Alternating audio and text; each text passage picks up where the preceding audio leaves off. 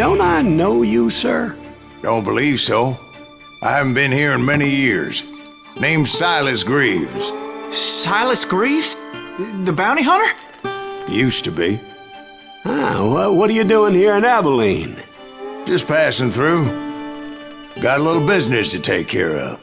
Well, sir, it would be an honor if you would allow me to buy you a beer. Hell, son, it would be my honor to drink it. I'm Molly. Howdy. I'm Dwight. That's Jack and Steve. Ben's behind the bar. Oh, I bet you got some great stories. A couple. Any of them true? Jack, be nice. A few. What about your shootout with Henry Plummer's gang in Bannock, Montana? Is that where you started as a bounty hunter? That's what it says in this here dime novel. Don't believe everything you read in them dime novels, boy. First man I hunted was back when I was riding with Billy the Kid. You knew Billy the Kid? Damn right. That scrawny son of a bitch had no fear. Wouldn't back down for nobody. I heard he collected the 10 stars off any crooked lawman who crossed him. It was a war, boy. The Lincoln County War. And Billy promised his regulators would take the life of every bastard who helped bushwhack John Tunstall. Kid had a big chip on his shoulder and a hair-trigger temper. Made him dangerous as hell.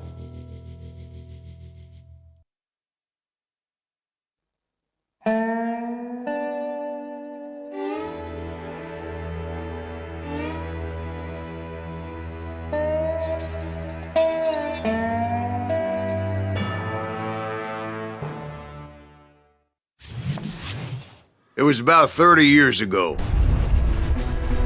Billy was hiding out in an abandoned farm near Stinking Springs. I threw in with the kid because the man I had sworn vengeance on was riding with Billy's enemies.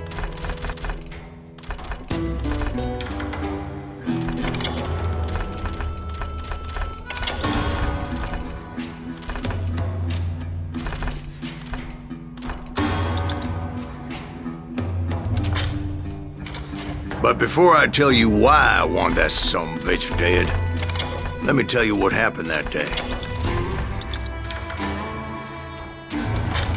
I was heading back to the hideout when suddenly I had this funny feeling. Funny, ha-ha? No, Steve. The other kind of funny.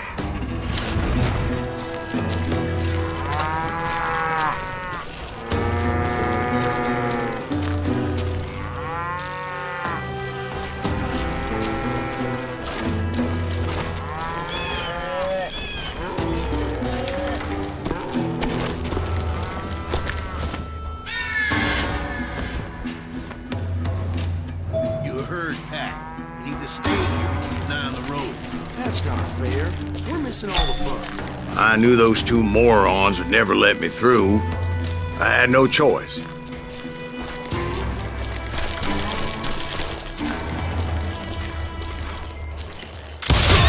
Hell! Shoot that sumbitch!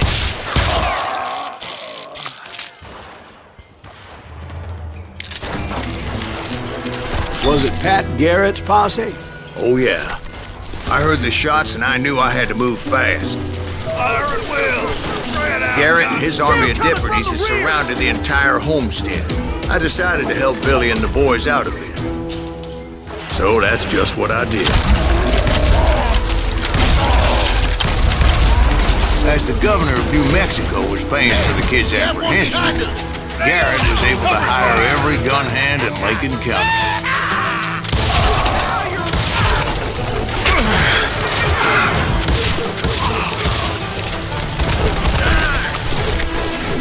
I knew that going through that front door meant putting my butt in a shooting gallery, so I decided to get sneaky.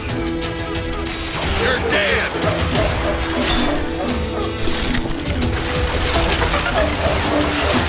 Watch out! God damn it, he's right behind us! Where the hell's Garrett? Never around when you need him. Come on!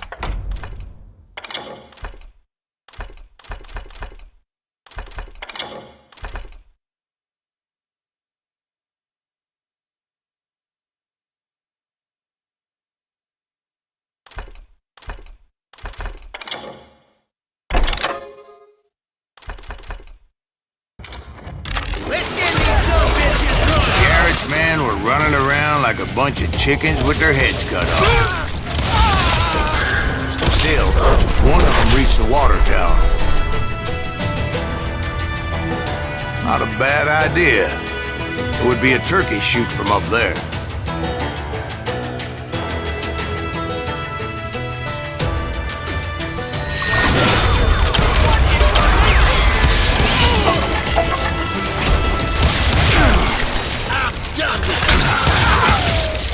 Luckily, these shooters Garrett hired weren't as sharp as tools in the shed.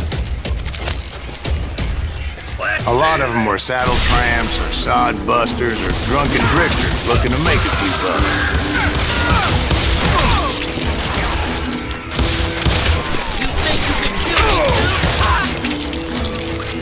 Then, I heard a friendly voice yelling at me from the window.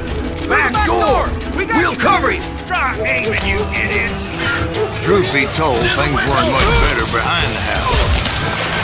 I cut their numbers in half, but that just made the ones that were left twice as mad.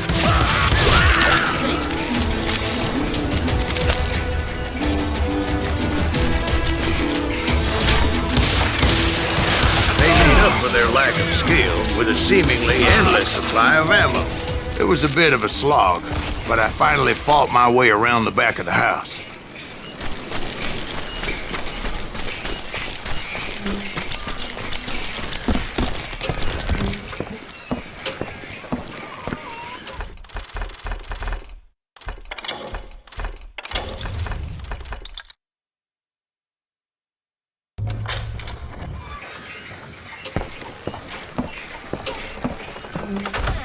And like that, I was inside, none the worse for wear. I passed Dirty Dave. And upstairs, I found Billy and Charlie Bogey.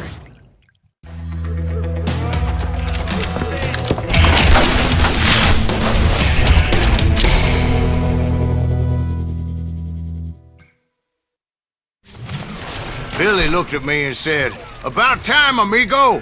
Grab a gun and get to the window." Wait, so you were friends with Billy the Kid? Yeah, sort of. Anyway, we were surrounded by dozens of deputized shooters who wanted to do us harm.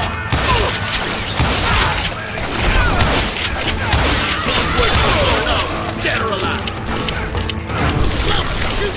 I can keep this up all day! I'm telling you, Garrett's men were dropping like flies, but they just kept on coming. Where the hell is Garrett? Come in from all the ice!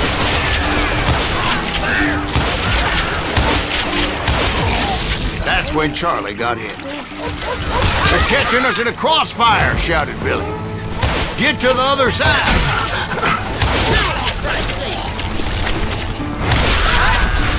Can't hear you!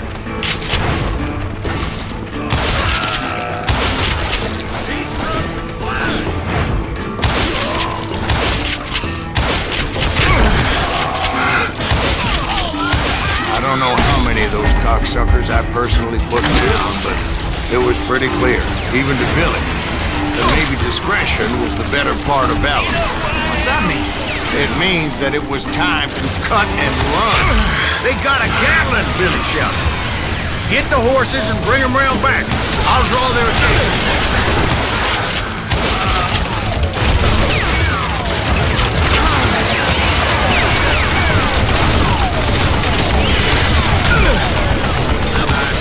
That it was time to cut and run.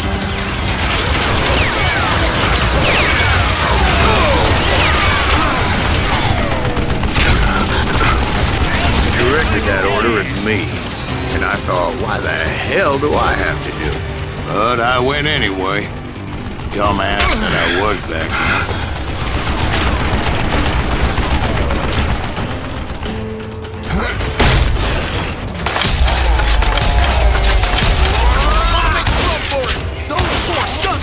Many would have fled in my place. But I had that false sense of invincibility that many young men have. Like Jack here. What are you saying, old man? Jack, he's just joshing with you. Yeah, he better be. Mr. Greaves, please continue. Please, call me Silas, ma'am. Now, where was I? You were heading for the barn.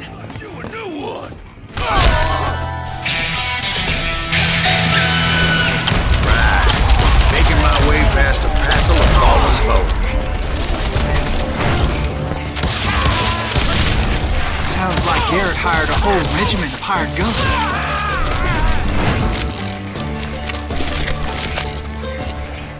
Yeah, and just when I thought I was done with them, more of these hapless bastards would pop up.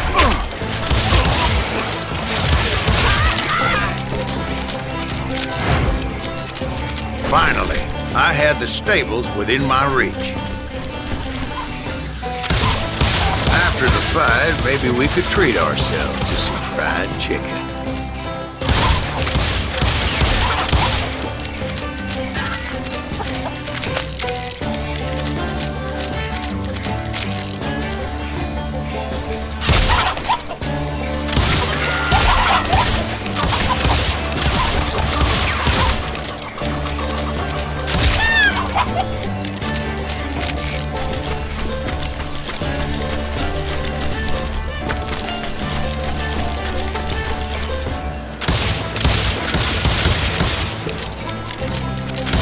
That's when I met Sheriff Pat Garrett. I read that you went toe-to-toe with him, sir. That backstabbing bastard with that tacked-on tin star.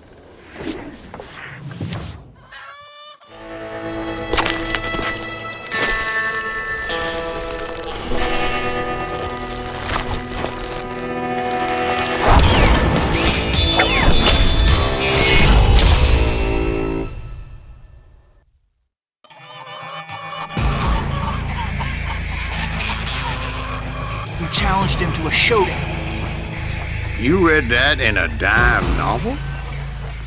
It said he showed no fear as he took your measure with eyes like a rattlesnake.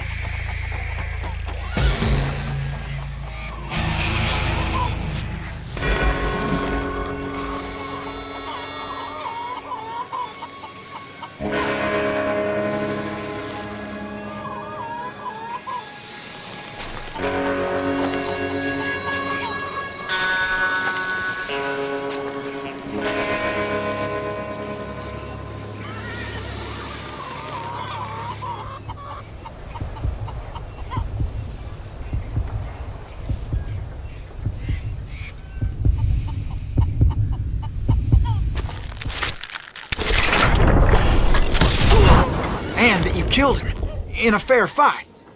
Is that what that Penny Dreadful said? No, boy. That ain't what I meant when I said I met Pat Garrett. So let me start again. I finally reached those damn stables.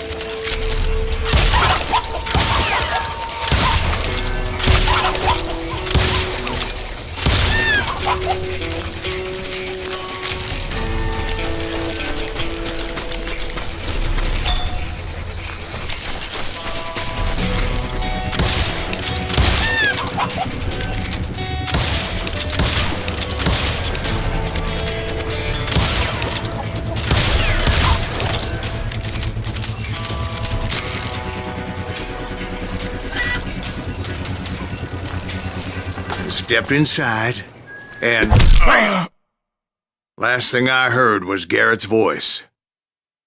That's not Billy. And go on, how did it end? And, boy, that was just the beginning.